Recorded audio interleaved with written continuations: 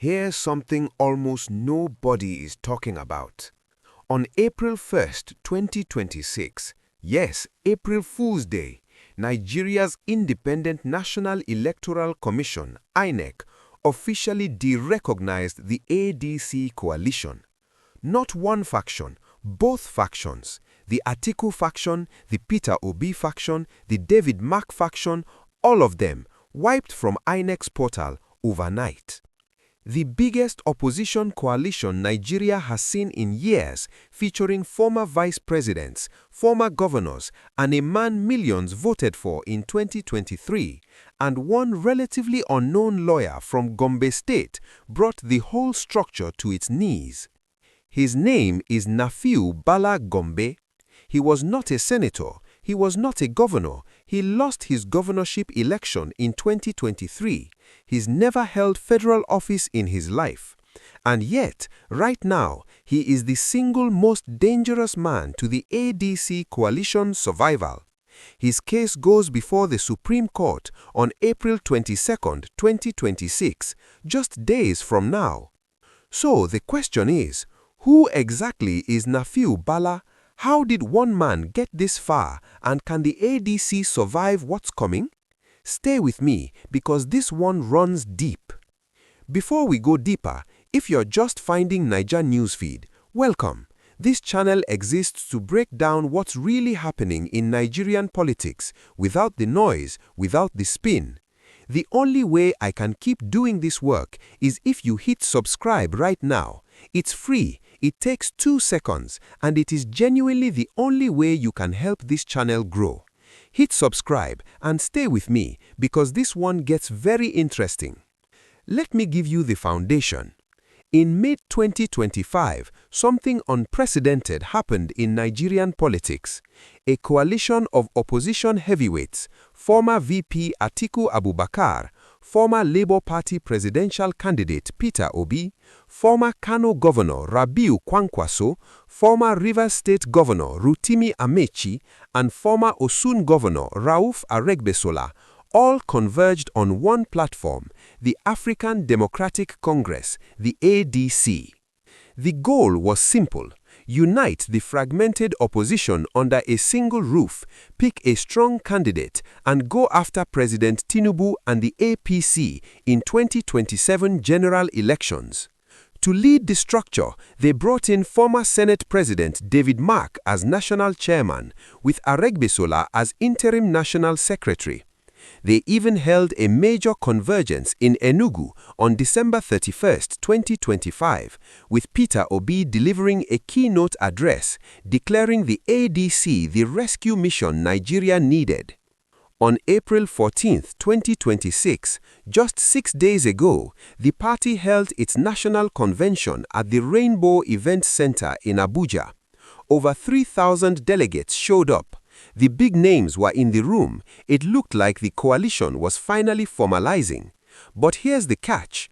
While that convention was happening, INEC had already suspended recognition of the ADC's leadership, both factions, 2 weeks earlier, on April 1st. And the reason comes down to one court case filed by one man, Nafiu Bala Gombe. Unfortunately, the court case filed by Nafiu has a potential to sink the whole opposition project. Imagine a local politician from a single state bringing down a coalition of national figures, including former presidents. Let's talk about how this works legally, because understanding the structure is what separates you from people just arguing on Twitter. The ADC is a registered political party with INEC. Like all political parties in Nigeria, its internal governance is regulated by its own party constitution, but INEC has oversight responsibilities. When there's a dispute about who leads a party, courts can intervene, and INEC is bound to follow judicial directives. Here's the legal timeline. July 2025, Nafiu Bala, who was then serving as Deputy National Chairman of the ADC, declared himself Interim National Chairman, claiming that the mass defection of the old NWC members, including Rauf Aregbesola, the founder, who resigned to make way for David Mark, was unconstitutional. September 2, 2025, Bala filed a suit at the Federal High Court in Abuja, case FHC/ABJ/CS/1819/2025, to stop Mark's team from parading themselves as party leaders. September 4, 2025, the Federal High Court refused to grant Bala's emergency interim orders. On March 12, 2026, the Court of Appeal dismissed Bala's appeal entirely, calling it incompetent and unmeritorious, but it also ordered all parties to maintain the status quo ante bellum, meaning nobody moves, nobody acts until the matter is fully resolved. April 1, 2026, INEC interprets the Court of Appeal ruling as effectively meaning it cannot recognize either Mark's faction or Bala's faction. It derecognizes both and removes their names from its official portal. April 14, 2026, Mark's faction holds its national convention anyway, ratifies a new national working committee, adopts a new party constitution, and expels Nafiu Bala, Leke Abejide, and 3 others from the party. April 22, this Tuesday, the Supreme Court of Nigeria, a 5-member panel headed by Justice Lawal Garba, will hear Mark's appeal in case SC/CV/180/2026. The outcome of this single hearing could either legitimize the ADC Coalition or throw the entire opposition project in the bin. That's the structure. One man's lawsuit has triggered a constitutional crisis inside Nigeria's most consequential opposition coalition in a decade. Now, this is where it gets really interesting and where Niger Newsfeed ends its reputation. Who is Nafiu Bala Gombe, really? He was born on June 6, 1986 in Gombe State. He comes from a humble background.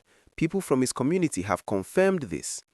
He started in minor parties, the Democratic People's Party, then the People's Redemption Party, before joining the ADC in March 2022.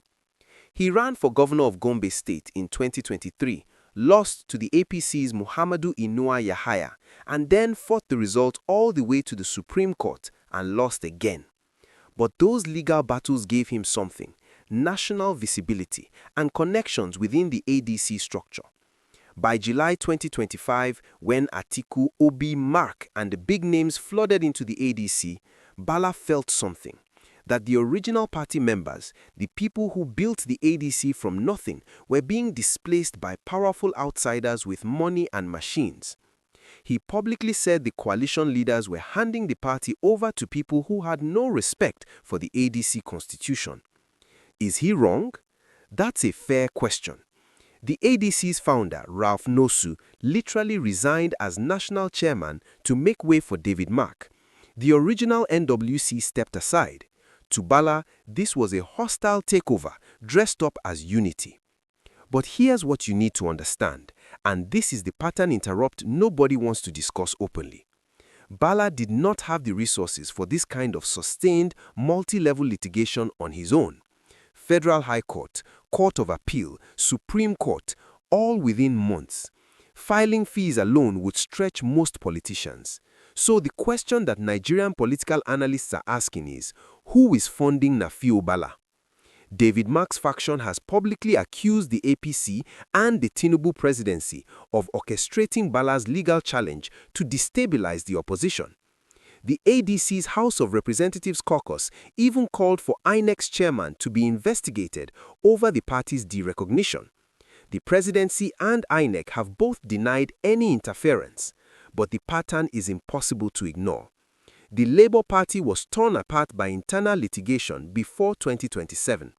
The PDP is currently in a nearly identical leadership crisis, also before the Supreme Court, involving a faction backed by some APC-aligned interests, and now the ADC. As one senior Nigerian politician said recently at the Elidumari Festival in Lagos, without naming the ruling party, quote, "Are we creating an impression that by January 2027 there will be no solid opposition to the ruling party?" That question answers itself. The silent players in this story are not the politicians making noise at INEC. They are the people making phone calls and writing checks that nobody will ever report. And there's one more layer to this, something that happened at the ADC convention on April 14th that almost nobody picked up on. I'll come back to that in a moment. If what I just laid out surprises you, drop a comment below right now. Tell me, do you think Nafiu Wa is acting alone, or is this a coordinated operation to destroy the opposition before 2027?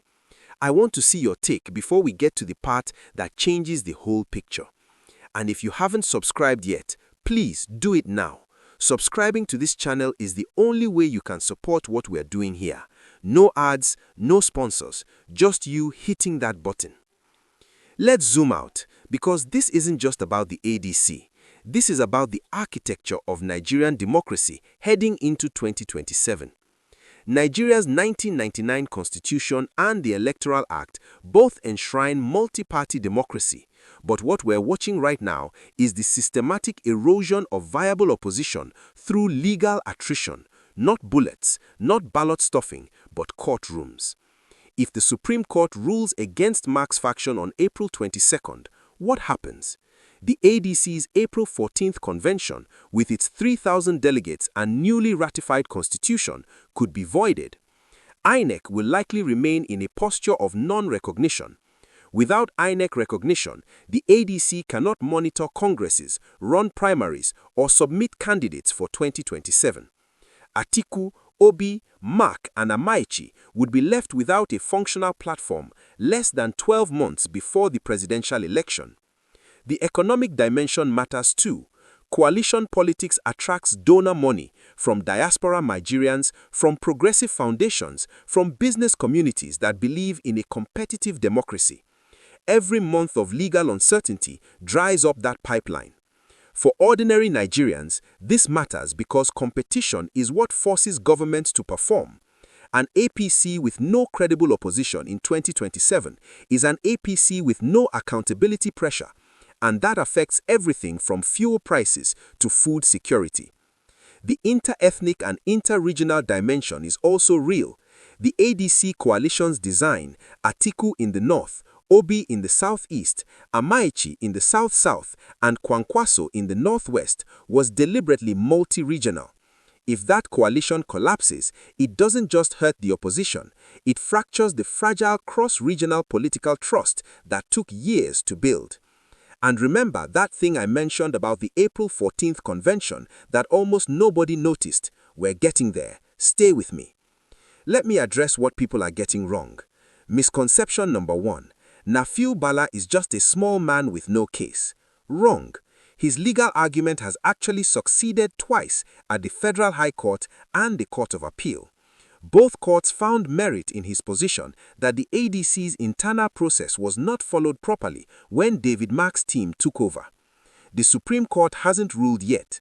Dismissing Bala as irrelevant is exactly the kind of underestimation that got the coalition into this crisis in the first place. Misconception number 2. This is all the APC's fault. They are using Bala as a weapon. Possibly. But that argument also lets the ADC coalition off the hook for its own sloppy internal processes.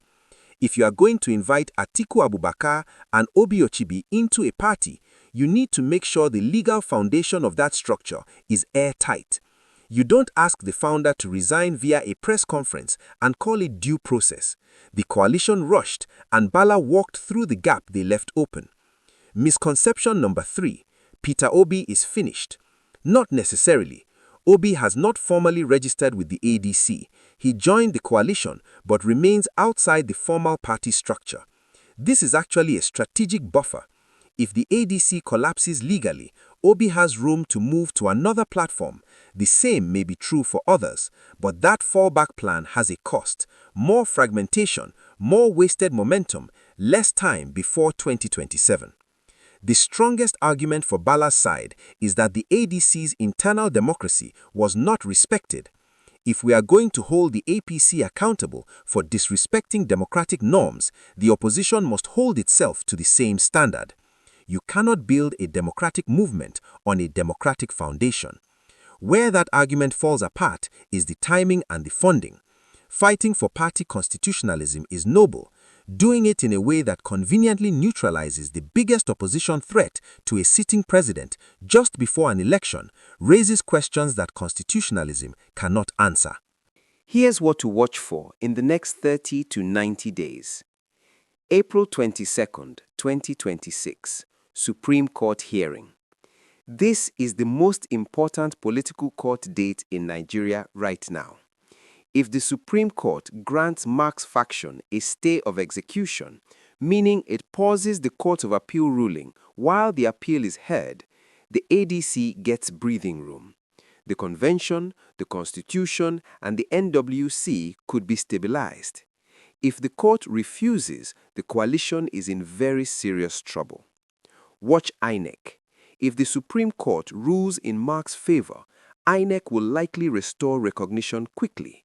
If it doesn't, INEC will remain in its current suspended posture and the ADC cannot move. Watch for a Platform B. If the ADC situation becomes legally irretrievable, there are quiet conversations already happening about whether the coalition can pivot to another registered party that isn't mired in litigation. That is a real option, but time is the enemy. Every week spent in court is a week not spent building structures in states. Best case scenario: Supreme Court rules for Mark, INEC restores recognition, the coalition unifies around a single presidential candidate by Q3 2026. Possible, but it requires discipline these politicians haven't shown yet. Worst case scenario: the Supreme Court doesn't resolve the case quickly. INEC remains paralyzed. A third faction emerges, which has already begun, with the Dumebi Kachiku group also contesting ADC ownership. The coalition implodes. 2027 becomes a referendum that the APC wins by default. And now, that thing from the April 14th convention that almost nobody reported. On the same day David Mark's faction held its convention and expelled Nafiu Bala, a separate faction in Adamawa State announced the expulsion of Atiku Abubakar from the party. Let that land. The arrowhead of the entire coalition, expelled from his own faction's platform on the same day the convention was supposed to be a celebration. That's not just irony, that's a warning sign about how fractured this structure really is beneath the surface. We started with a question: can one man really pull down the ADC coalition? Here's the honest answer. Nafiu Bala Gombe did not create this crisis, he exploited one. The crisis was created the moment a group of powerful, well-resourced politicians decided to move into a small party and restructure it without getting every legal I dotted and T crossed. Bala, whether acting alone or with external backing, found the gap and walked through it. The ADC coalition has the people, the cross-regional spread, and, at least on paper, the motivation to challenge the APC in 2027. What it doesn't yet have is a clean legal foundation, a unified candidate, and the organizational discipline that turns political noise into actual votes. The Supreme Court ruling on April 22nd is not just a court case, it is a test of whether Nigerian democracy in 2026 can produce a credible opposition, or whether the mechanics of legal warfare will decide who gets to compete before a single Nigerian ever enters a polling booth. One man caused all of this, but it's the system that let him. I want to know what you think. Drop it in the comments. Do you think the ADC coalition survives? And if Bala wins at the Supreme Court, where do Atiku, Obi, and the others go? If this breakdown gave you clarity on what is really happening in Nigerian politics right now, do me one favor. Share this video with one person who needs to understand it. And if you haven't subscribed to Niger News feed yet, please do it right now. Subscribing is the only way you help this channel grow and the only way I can keep bringing you breakdowns like this. It costs you nothing. It means everything. Like the video, hit subscribe, and I'll see you in the next one. Stay sharp.